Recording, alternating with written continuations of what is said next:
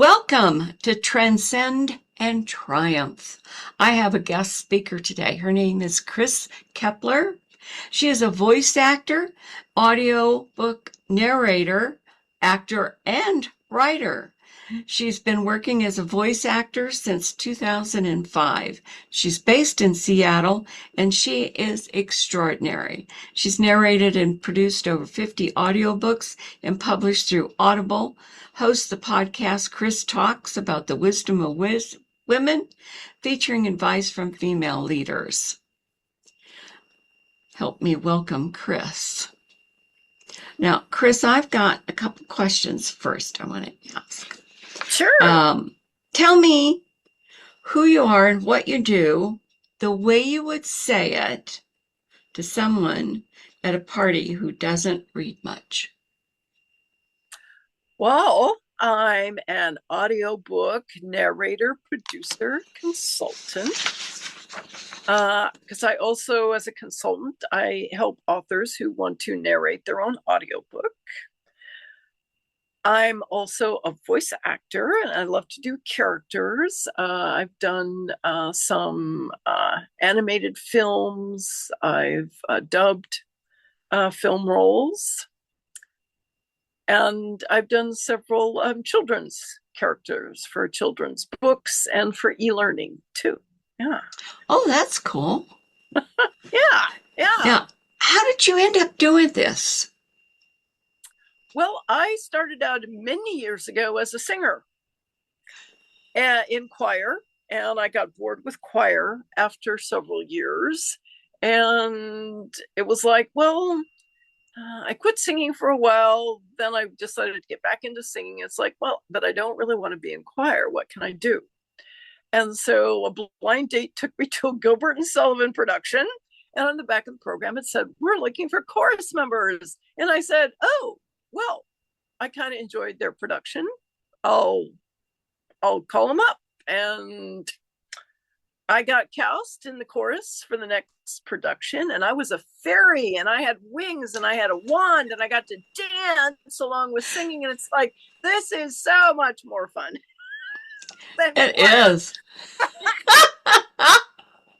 So that's how I got. And then, of course, after doing some chorus work, it's like, well, I want to be at the front of the stage. Well, if I want to be at the front of the stage, I need to take acting lessons. And so I did that. And it's like, then I did some musical theater productions. And then I did some just regular stage plays. And then it's like, oh, there's something called indie film. And it's like, oh, I'm going to try that. So I got into film acting. And then I was looking for other ways I, could do more acting. And someone said, have you tried voiceover? And I'm like, what? And they referred me to a local coach. And it was perfect because it combined my singing and my acting skills. And so I got to use both. Oh, wow. And I don't sing much anymore, but I definitely still use my singing skills when I step in front of the mic. Oh, yeah, you have to. You have to know how to breathe, how to project and emote, because it loses everything. I see that when I see people that are first starting to read their own work. They just read the words and they don't get excitement from the audience. And I learned actually from a gentleman like you who is an actor, and he's a friend of John Mayberry, and he had a class on how to deliver it. Yep. And never do more than 5 minutes. Yeah. He says that you got to leave a cliffhanger. But it was the intonation that was so important, and the breathing. Yeah, it is. Yes. Mm-hmm. Yeah. Now I'm going to ask you to finish a sentence for me. Most writers think that narrating is about, but it really is about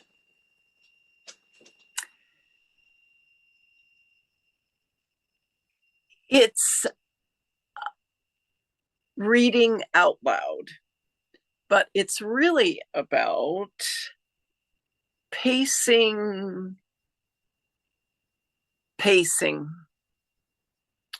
And if you're doing fiction, making your characters believable. Yeah, I think that's the most important. Making them believable, sounding not exactly like them, because as a female narrator and you're doing a male voice, a male character, you're not going to, but you can have the intonation. You Yes. can separate that voice so people know. Yeah. Exactly. Yes. Yeah. Okay. What's the mistake you watch writers make over and over again in your corner in the narration part of all of this? That they think it's going to be easy to narrate their own book, that there's nothing to it. They just need to plug a microphone in and start talking. And that's, well, there's so much more to it.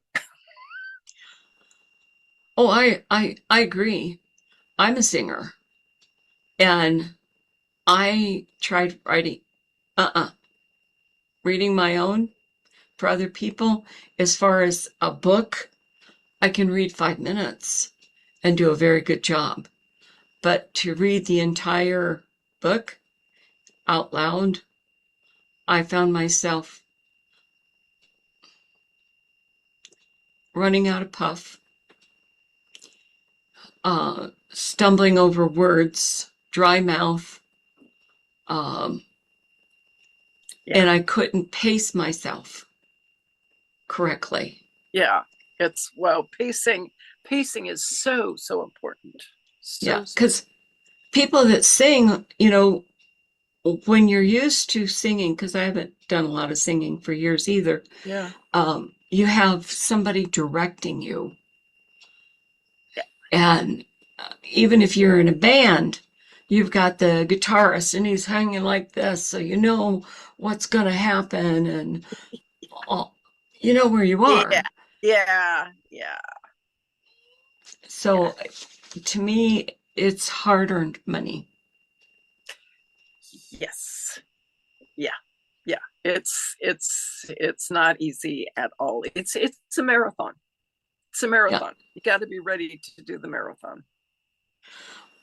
What's the mistake you see them do the most over and over again in their work? And do you see catch a lot of errors when you're doing this in their writing?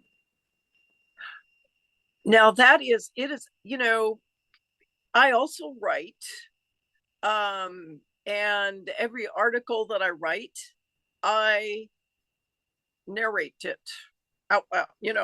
I read it out loud, and yeah, it's a fantastic way to catch errors. I constantly catch errors doing that for my own writing, so it's a great way to catch errors.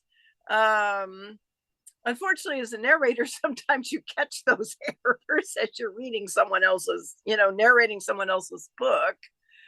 One of the biggest things I've come across in coaching is authors want to think that they need to talk quickly. Oh, I need to get through this audiobook quickly. And it's like, no, pacing, you need to pay attention to pacing. And they're like, but people won't. It's like, listeners, if they want to speed it up, they'll speed it up themselves. You don't need to do that. You don't need to do that, because pacing is everything.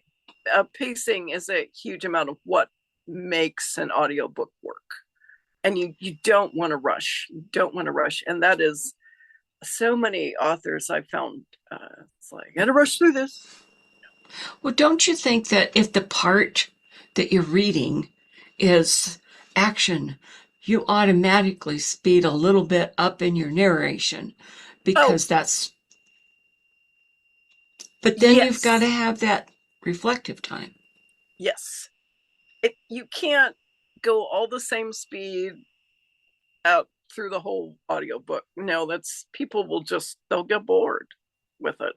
You have to, and even for nonfiction, there are places you got to realize places may lend itself to speeding up a little bit, but then maybe there's other places you need to slow back down.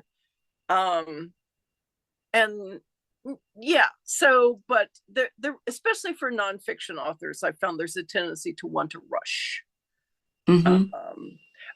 Fiction, if you're doing fiction, yeah, obviously there's going to be places that's going to lend itself to really speeding up, but then there's other places that are going to go slower, so you really have to pay attention to the pacing, and especially in nonfiction, it's not a rush. Not a rush. What was something you believed when you started out as a narrator that you completely changed your mind about? I didn't realize how difficult some of the technical requirements were going to be to meet. Even though I, had been doing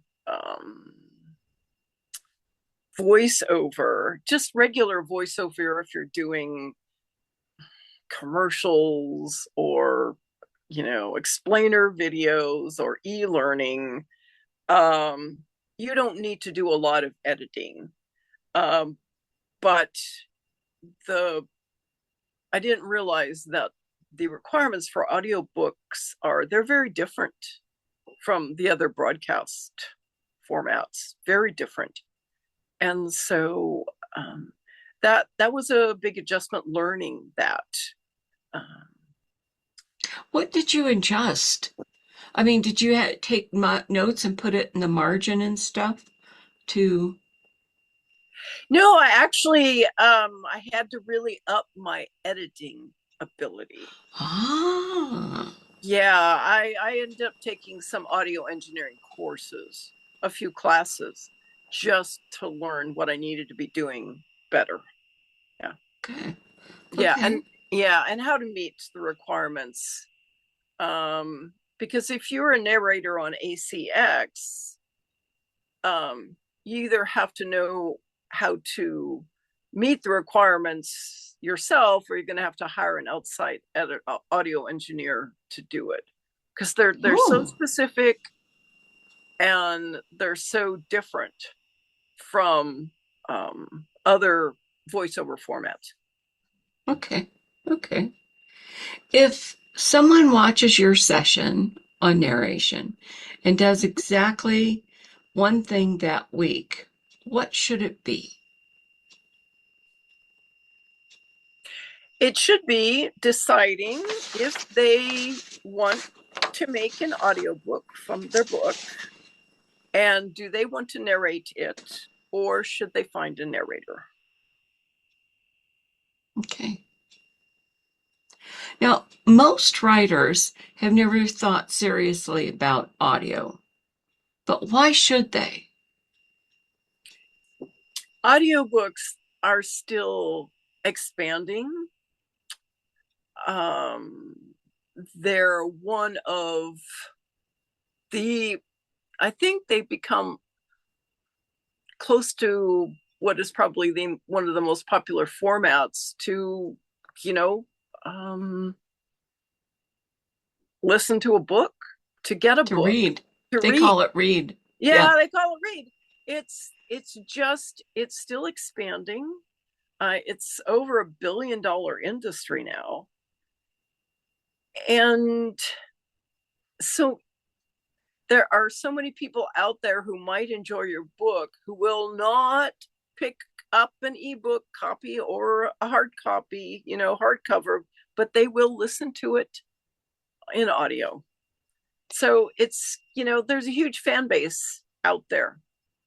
Hmm. I know I have a lot of people that come to me and they I use larger print. I use a 14 instead of a 12 Mm-hmm. in my books. And they said that even that they can't read. Oh, That's why they use audiobooks. yep. And now ACX has that by minute thing like they do the by page for the digital books. Mm-hmm. Yeah. So Yeah. that gives them a different avenue also. Yeah. Yeah. Now, you've narrated more than 50 books. What makes a manuscript a pleasure to narrate, and what makes one a nightmare? Editing. A well-edited manuscript. It's really, those are much easier to narrate. The other nightmare is if you have a lot of unusual pronunciations. That does make a book harder. I just completed a book on ants, and I really enjoyed narrating it, but some of the scientific names for ants were a little bit challenging. And I did narrate, I've got a whole series out there on Wicca. And definitely those books were, I just love narrating them. But I have to tell you, Old Irish. Oh, yeah. It's not fun to learn how to pronounce correctly. That would be a huge challenge. Yeah. I mean, it's bad enough. I really try when I make up characters because I write science fiction, romance, and I have aliens in mind. I try and have enunciable names. Yes. That's that. Yeah. That you can look at it and know what it's like.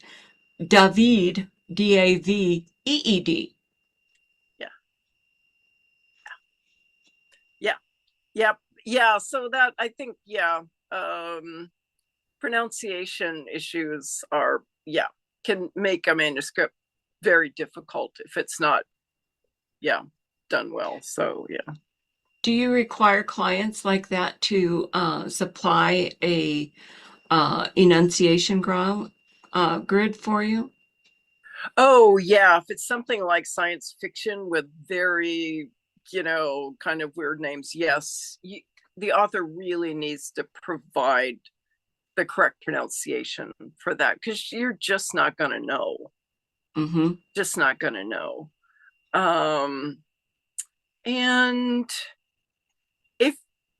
if you use quotes in your book from someone, and I tell authors this when I'm coaching them, if you've used a quote from someone, if you're self-narrating, you need to go double check that you know how to pronounce their name correctly. Oh, yeah. And it sounds simple, but I did have an author I was coaching, and she mispronounced the person's name she was quoting.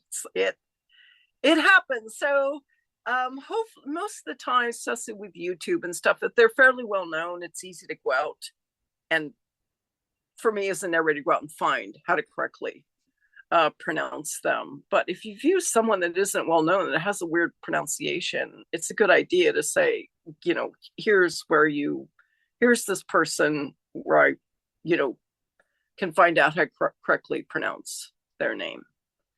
Oh, yeah. I can remember my maiden name was McCrary, but people would put a Q in there. McQuarrie, MCC. Yeah. And it's like, no, I don't think so. No, people don't really like that when you, yeah. It's really, it is important, and it does get overlooked quite a bit. Yeah. Now, when can you hear bad writing when you read it out loud in a way that you can't when you read it silently? Oh yeah. Oh yeah. Could you demonstrate? Would you be Oh. willing to demonstrate?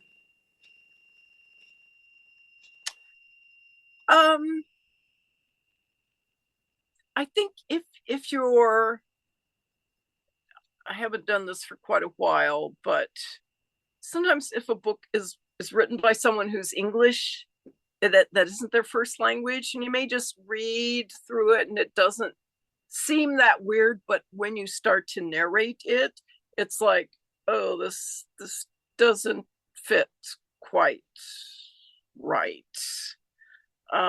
That's something that comes to mind.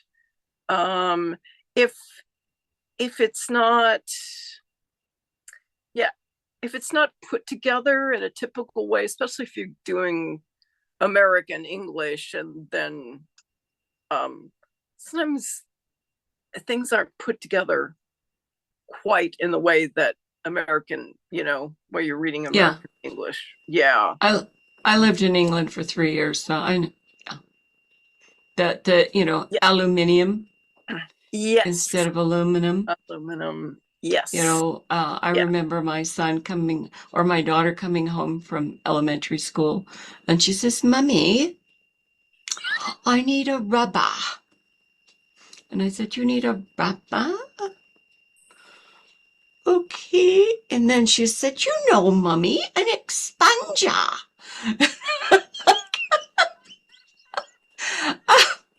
Okay. Okay, what's an expander? Oh, an eraser. Yes, she needs an eraser. Okay. So I get it. I do.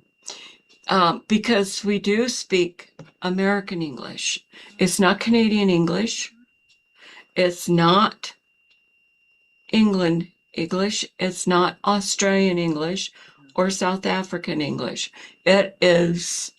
We have our own, and we have dialects all over the United States. Yeah. So, Yes. but I've had some authors that write for me for anthologies, and it has to be in the King's English Yeah. because that's where they learned to write. Yeah. So we don't ever change that. We keep that the same. And we make a note. This is in the King's English, Yeah. not American. Yeah. So people understand. Yeah. Yeah. Okay. An author wants an audiobook. What are their actual options, and what does one cost? Well, they have like, a few options. Of course, they can, there is AI now.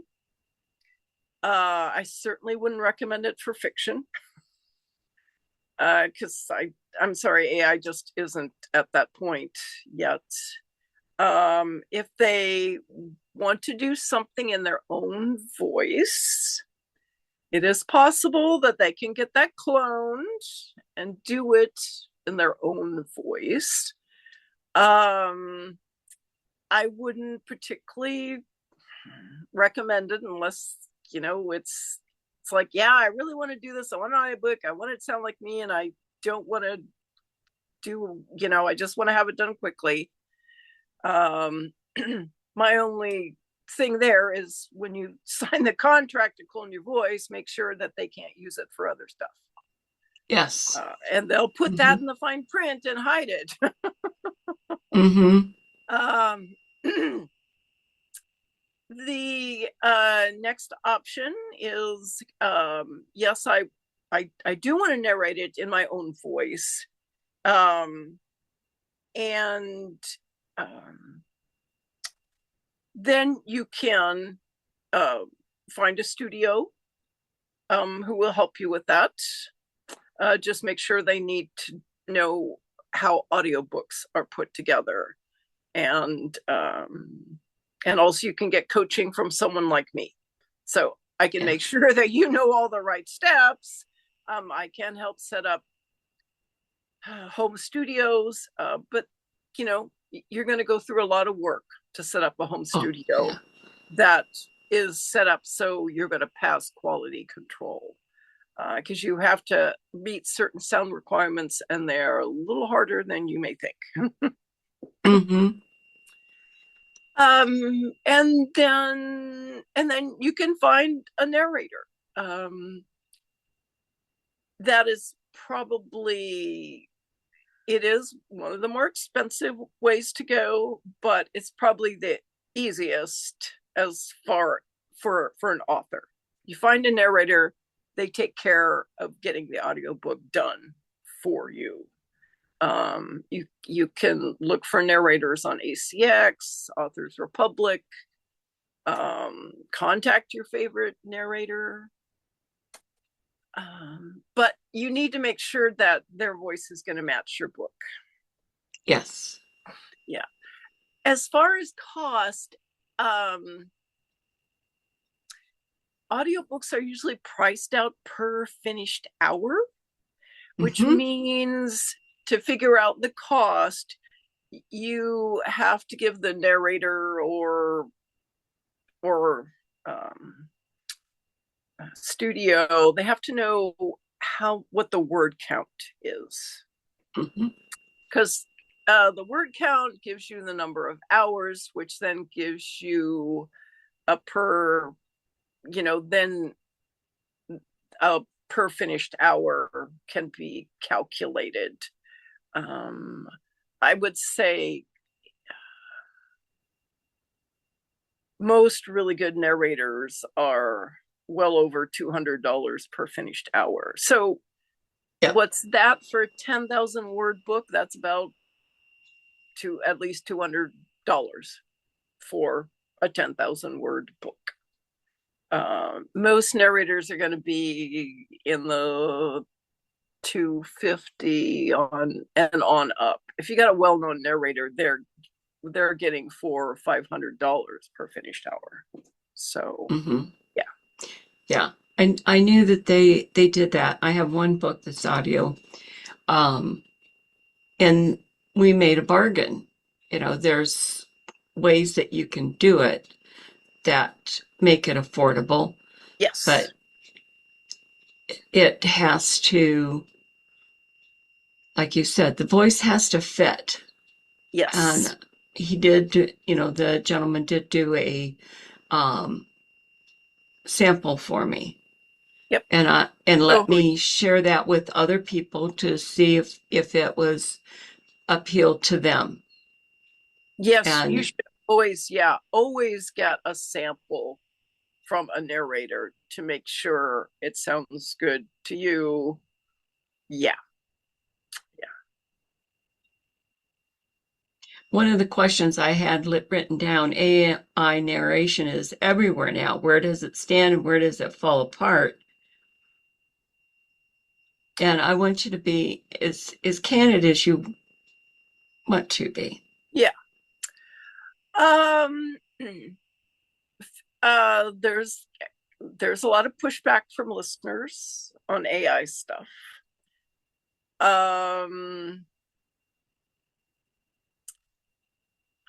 I don't think fiction and AI go together very well at all. It's just not at that point. Now, so that I think it's no, falls apart there. Now there's some nonfiction where it may work fine if you've got really dry, something that's kind of dry and scientific, and then AI may work just fine. And then if you do want something in your own voice, there is possible to clone your voice, and at least you'll have something, you will have something that sounds like you narrating your own book. whether that will go well or not, it depends a lot on your book. Depends a lot on your book and what the material is. I think probably the more intimate nonfiction probably doesn't work as well because you just don't get that emotion coming out. Yeah, because I know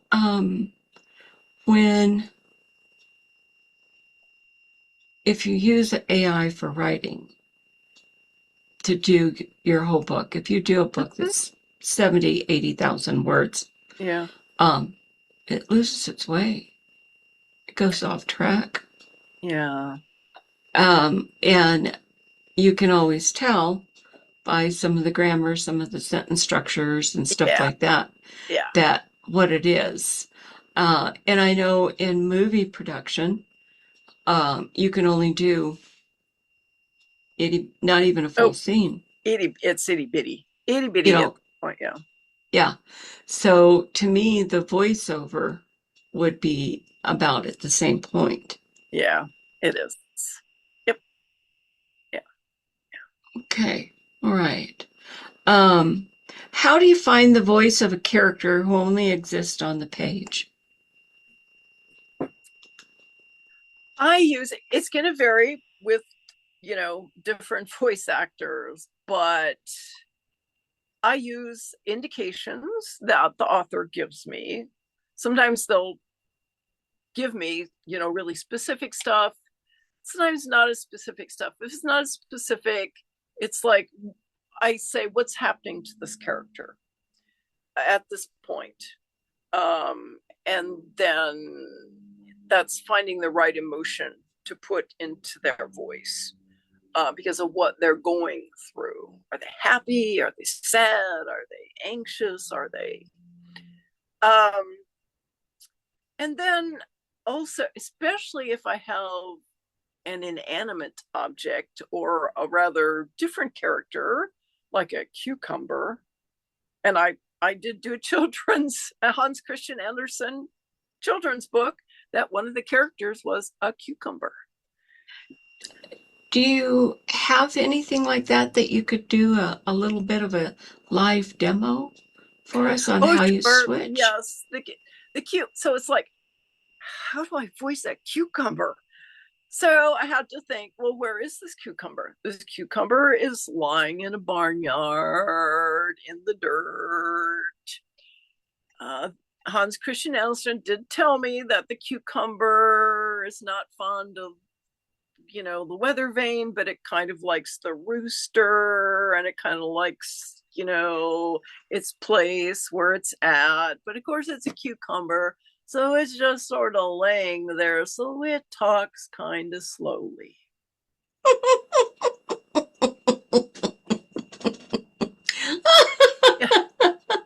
That's good.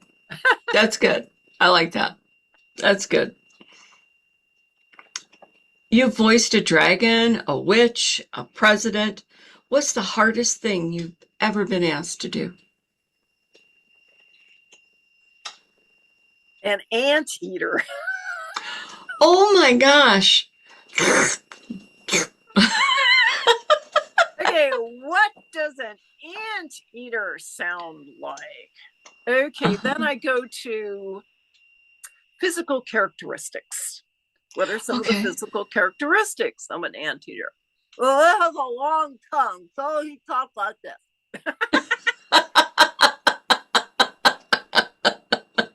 That's good. That's good. But it took a while to come up with that one. I would say so. Yeah. Now, what do authors get wrong when they hire a narrator for the first time? I think they think that, oh, I need a traditional narrator for my book, which means an older guy voice. It's like, yeah, that was traditional years ago, but now people are used to um, hearing a voice that goes with that genre of the book, it goes with the main characters, it goes with what the writer was thinking about it. You really need a voice that matches your book. Now, have you ever done a duet, where you're working with a man? I haven't. Multi-character audiobooks are still, they're expensive to make. Oh, yeah, I would say so. So they're still, I think, some of the big audio publishers make them if there's a lot of money and probably sales behind a book like that. But I haven't, yeah, I haven't worked with a male narrator. So. Yeah.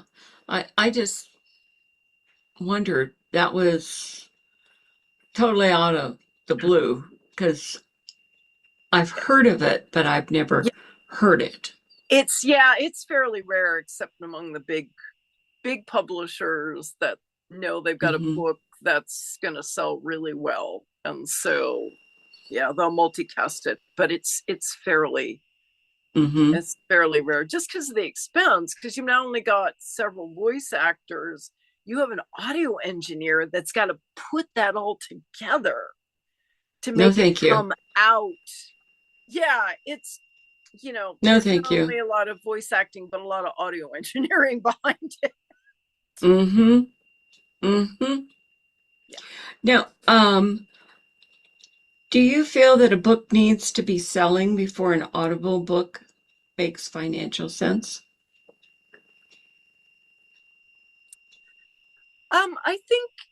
I think it depends on the author. Do you already have some books out there, and are people asking for audio versions? Um, and do you already have a following that maybe has asked for audio versions of your work?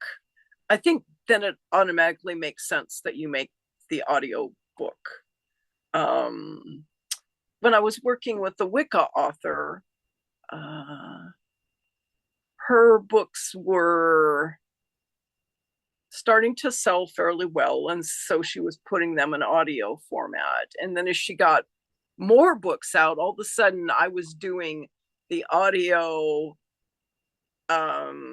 before she even released the print edition, because it started to make sense to just release them together, because they were popular enough at that point that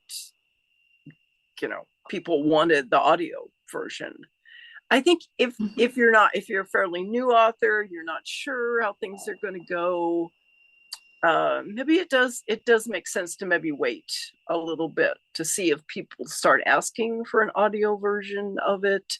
If it starts to sell well, you need right away to make an audio version. Mhm. You're missing out right away on Mhm. revenue if you don't have an audio version of a book that's selling well.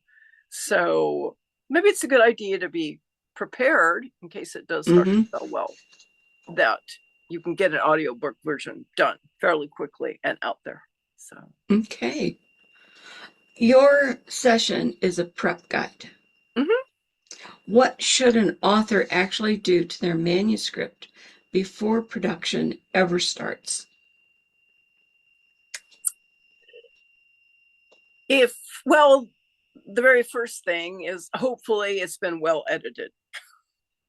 Is that just makes everything easier for everyone. Because if it's not well edited and you're then narrating, you're gonna catch everything that's wrong. Oh, That's yeah. not, and it's gonna make it harder to narrate. Even if they decide to self narrate, they're gonna end up. They're not gonna realize it, but they're gonna end up struggling too. Um, if if you're wanting to self narrate your book, um, they need to realize that they're going to have to go through it and prep it. I know they've written it, but do you know how to pronounce all those words? Do you know how to pronounce that person's name that you've quoted? Or if you have several quotes, do you know how to pronounce their name? How are you going to handle the quotes? Because they do need to be handled differently. So, yeah, those are the two big things. Yeah. And the biggest thing is editing. When you start narrating, everything pops out. It's like, oh my goodness. Yeah. Okay. What are you hoping people will walk away from October 3rd with, not just from your session, but from the whole day? Wow. From my session, that they will have a decision on whether they'd like to make an audiobook or not, and whether they'd like to self-narrate or not. And then they can make a plan from there. So I think from all the sessions, it's like, wow, they're going to be able to have an all-over plan for their book. You know, how to sell it, how to work with a publisher. Yeah, you know, writing things to think about. So I would think now they have a big plan for their book for all phases. Okay. Is there anything I should have asked you and I didn't? Oh gosh. I think we covered a lot of it.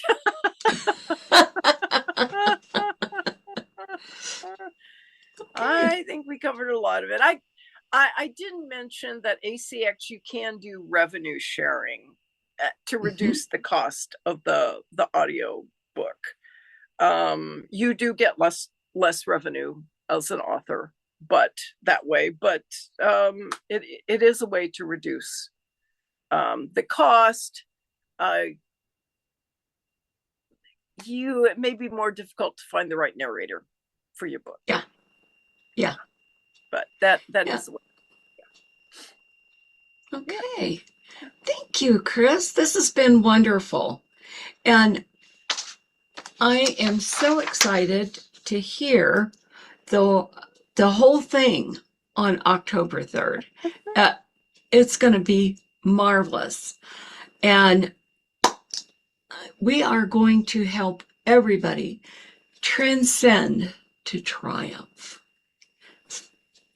because we are all winners, right? Yeah. Yes. Thank you for joining me today, Kris. I appreciate it so much. And everyone, we will be back again with another wonderful person to hear from. Until then, talk to you later.